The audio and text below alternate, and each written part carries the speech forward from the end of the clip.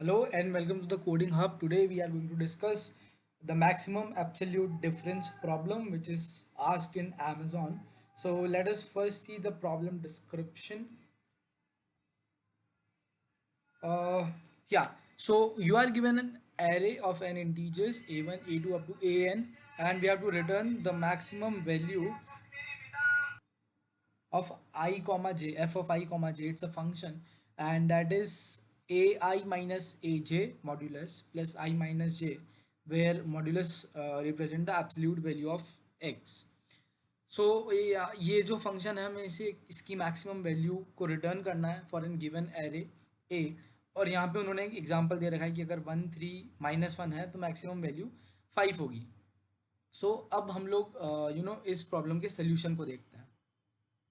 So what we need to do is, this is the given function and we need to maximize this function. तो अगर इस function को अगर हम लोग थोड़ा एक्सपैंड करने की कोशिश करेंगे, यानी कि ये जो मॉड्यूलस वाली चीज़ें इनको ओपन करने की कोशिश करेंगे, तो हमारे को एफ ऑफ आई कॉमा जे क्या क्या मिल सकता है, क्या क्या पॉसिबिलिटी है। अगर ये दोनों मॉड्यूलस सबसे पहले पॉजिटिव खुल गए तो वो होगा A of I plus minus A of J plus I minus J. तो मैं उसको plus I minus A of J plus J लिख सकता हूँ। ठीक है, अगर दोनों नेगेटिव खुलते तो मुझे इसके दोनों साइन के साथ ये वाला एक्सप्रेशन मिलता। तो ये दो एक्सप्रेशन हो गए। दूसरा तरीका क्या हो सकता है कि ये पॉजिटिव खुले ये नेगेटिव खुले, या फिर ये नेगेटिव खुले और ये वाला पॉजिटिव खुले। तो अगेन दो एक्सप्रेशन आएंगे और ऐसा ही सिमिलर एक्सप्रेशन आएगा। तो आएगा A of I minus I plus A of J minus J.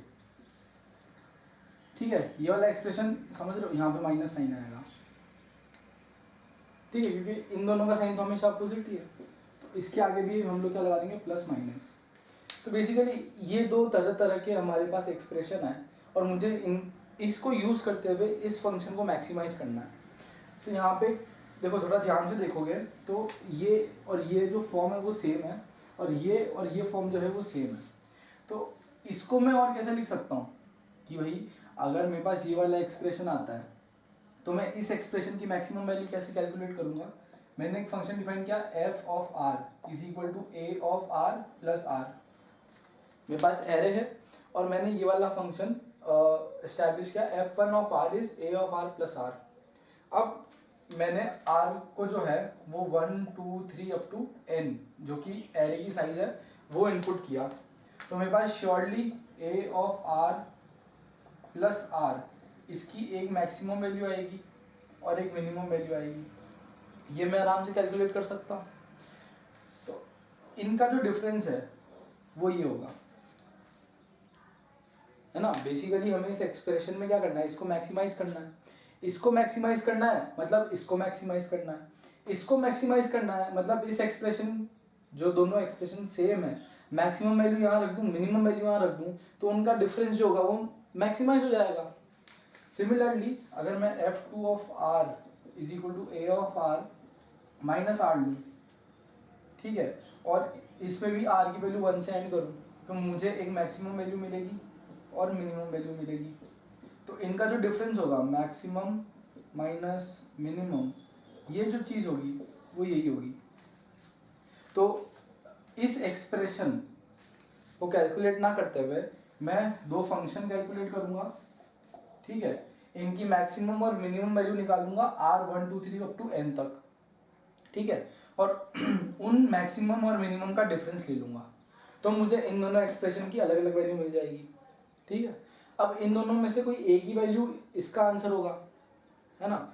तो इस एक्सप्रेशन से जो मैक्सिमम माइनस मिनिमम की वैल्यू मिली और इस एक्सप्रेशन से जो मैक्सिमम माइनस मिनिमम की वैल्यू मिली, मैं इन दोनों को कंपेयर करूंगा और इन दोनों को कंपेयर करने पे जो ज्यादा बड़ी वैल्यू होगी वो इसका आंसर होगा। ठीक है, तो ये जो हुआ हमारा पूरा कोड का लॉजिक हुआ। Let's implement the code now. अब ये हमारा फंक्शन है, हमारे को एरे ए गिवन है और उसकी लेंथ गिवन है। सबसे पहले इंटीजर आई हम लोग डिफाइन कर लेते हैं, that would be pointer to my array. ठीक है, उसके बाद में हमारे को एक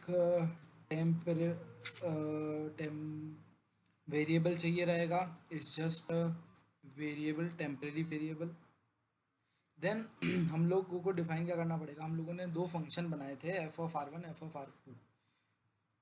तो उन दोनों फंक्शन के करस्पॉन्डिंग मैक्सिमम और मिनिमम वैल्यू हम लोगों को स्टोर करने के लिए वेरिएबल्स चाहिए। तो integer max one and max two, सो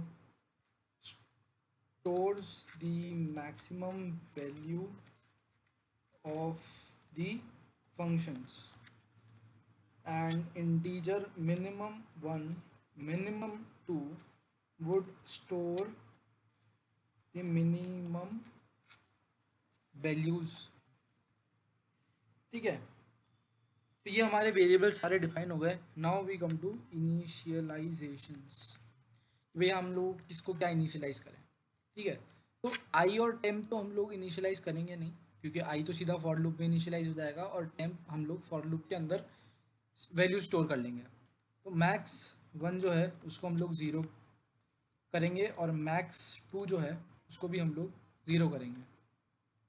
ठीक है, उसके बाद हम लोगों को मिनिमम वन और मिनिमम टू की कुछ वैल्यूज़ डिफाइन करनी पड़ेगी।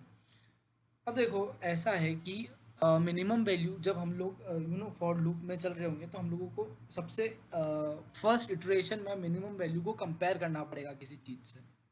तो अभी के लिए जो मिनिमम वैल्यू है वो हम लोग 1000 सेट कर देते हैं। ठीक है, 1000। होता क्या है कि हमें जो मैक्सिमम वैल्यू है वो सबसे मिनिमम पॉसिबल वैल्यू सेट करनी पड़ती है, और मिनिमम वैल्यू जो सबसे ज़्यादा पॉसिबल वैल्यू है मैक्सिमम वो सेट करनी पड़ती है। अब जो कि ये जो फंक्शन है वो पूरा एब्सोल्यूट फंक्शन है, तो इसकी वैल्यू कभी नेगेटिव नहीं हो सकती। इसलिए हम लोगों ने मैक्सिमम वैल्यू को माइनस इन्फिनिटी ना सेट करते हुए ज़ीरो सेट किया है। ठीक है, और अब मिनिमम वन को भी तो पॉजिटिव इन्फिनिटी सेट करना चाहिए, बट हम लोग ने अभी 1000 सेट किया है। क्यों? क्योंकि अगर हमारा जो ये पूरा फंक्शन है वो इस वैल्यूज़ के साथ सेट कर जाता है, इस वैल्यूज़ के साथ वर्क करता है, यानी कि ए में जो वैल्यूज़ हैं वो 1000 से काफ़ी छोटी है, यानी कि उसके रिलेटिव 1000 एक इनफाइनाइट नंबर को टेंड कर रहा है। तो इसलिए अभी एक बार 1000 सेट करके देखते हैं कि क्या होने वाला है। सो अब हम लोग कोड पे आते हैं। For I is equal to zero, I less than N one I plus plus, यानी कि हम लोग पूरे एरे के थ्रू एक बार इटरेट कर रहे हैं। ठीक है, तो फंक्शन वन हम लोग इम्प्लीमेंट करते हैं। फंक्शन वन, तो टेम्प जो होगा वो क्या होगा, ए ऑफ आई प्लस आई, ये हमारा फंक्शन हुआ। ठीक है, तो अगर ये जो वैल्यू आई फंक्शन की पहली वैल्यू आई हमारे पास, तो ये जो वैल्यू है ये अगर बड़ी है मेरे किसी भी मैक्सिमम वैल्यू से, तो मुझे इसको स्टोर करना पड़ेगा, तो मैं इसको स्टोर कर लेता हूँ। ठीक है, तो जैसे जैसे वैल्यू बढ़ती जाएगी वो मैक्स वन में स्टोर होता जाएगा।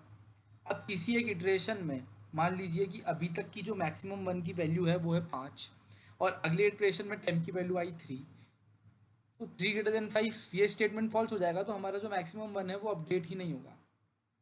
यानी कि इटरेशन थ्रू इटरेशन जो जो मैक्सिमम वैल्यू आती जाएगी, ठीक है, वो हम लोग स्टोर करते जाएंगे। Similarly if temp is less than minimum one, अभी तक की मिनिमम वैल्यू से भी छोटी वैल्यू है, तो सबसे छोटी वैल्यू मिली मुझे, तो सबसे पहले इसको मैं स्टोर कर लूँगा टेम्प, टेम्प को स्टोर कर लूँगा मिनिमम वन में।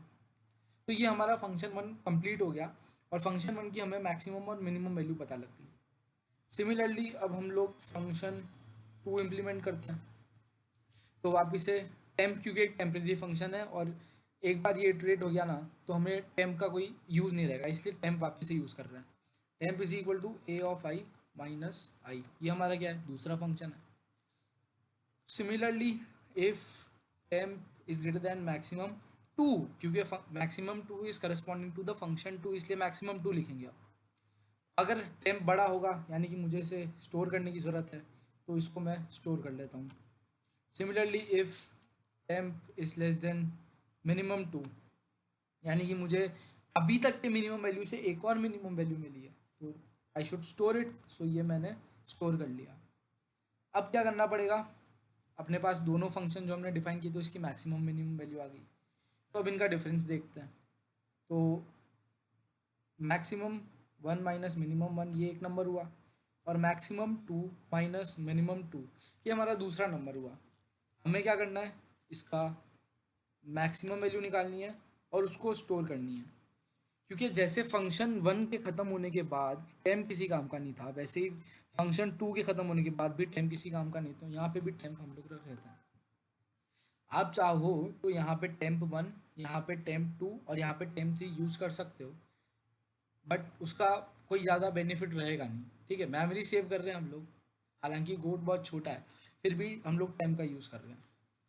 ठीक है, तो यहाँ पे हम लोगों ने कैलकुलेट कर ली दोनों फंक्शन के मैक्सिमम मिनिमम का डिफरेंस और उसकी मैक्सिमम वैल्यू। गिवन दैट हमारे पास मैक्सिमम फंक्शन डिफाइंड नहीं है, तो उसको एक बार डिफाइन करना पड़ेगा, इंट मैक्स, इंट ए इंट बी, इसको डिफाइन करते हैं। पर उससे पहले अब हमारे पास आ गई वैल्यू उनके डिफरेंस की। ठीक है, डिफरेंसेस के मैक्सिमम की वैल्यू आ गई। तो अब मुझे क्या करना है, मुझे हर एक एलिमेंट के लिए ये वैल्यू कैलकुलेट करनी है और इसमें से जो मैक्सिमम वैल्यू आएगी वो रिटर्न करनी है। तो मैं एक और वेरिएबल डिफाइन करता हूँ, ज़ीरो वैल। अब ये भी ज़ीरो इसलिए किया क्योंकि एब्सोल्यूट वैल्यू है, तो मिनिमम ज़ीरो से नीचे नहीं होगा। तो इसमें if temp is greater than wall, यानी कि अभी तक जो मेरी पास वैल्यू है उससे बड़ी वैल्यू मुझे मिल गई, उससे बड़ा डिफरेंस मुझे मिल गया, तो मुझे इसको स्टोर करना पड़ेगा। Value is equal to temp, और लास्ट में मैं क्या करूँगा, रिटर्न कर दूंगा वैल्यू को। तो ये हमारा पूरा कोड कंप्लीट हुआ, जस्ट हमें ये इम्प्लीमेंट करने की ज़रूरत है। तो यार ये जो फंक्शन है वो कुछ ऐसा होगा, if A greater than B return A else return B. ठीक है, लेकिन इन दो लाइन ऑफ कोड को हम लोग ऐसे भी लिख सकते हैं, रिटर्न ए ग्रेटर देन बी, ये हमारा क्या हो गया, ऑपरेटर हो गया, क्वेश्चन मार्क, अगर ये ट्रू है, ए ग्रेटर देन बी ट्रू है तो ए रिटर्न करो, एल्स एल्स बी रिटर्न करो। तो ये सिंगल लाइन ऑफ कोड है। ठीक है, मैक्सिमम फंक्शन के लिए तो ये भी वर्क करता है। तो यहाँ पे हमारा फंक्शन पूरा ख़त्म हुआ। तो करेक्ट, सो ये हमारा पूरा कोड हुआ। इस तरह से हम लोगों ने पूरा कोड इम्प्लीमेंट कर दिया। इसमें बस ये एक छोटा सा असम्पशन था कि 1000 जो है वो ए की वैल्यूज़ के लिए इनफाइनाइट को टेंड कर रहा है, रिलेटिव है, रिलेटिव टू इन्फिनिटी है। तो अगर ए में लार्ज वैल्यूज़ आने लग गई तो ये चीज़ हमारे को चेंज करनी पड़ेगी। So thank you.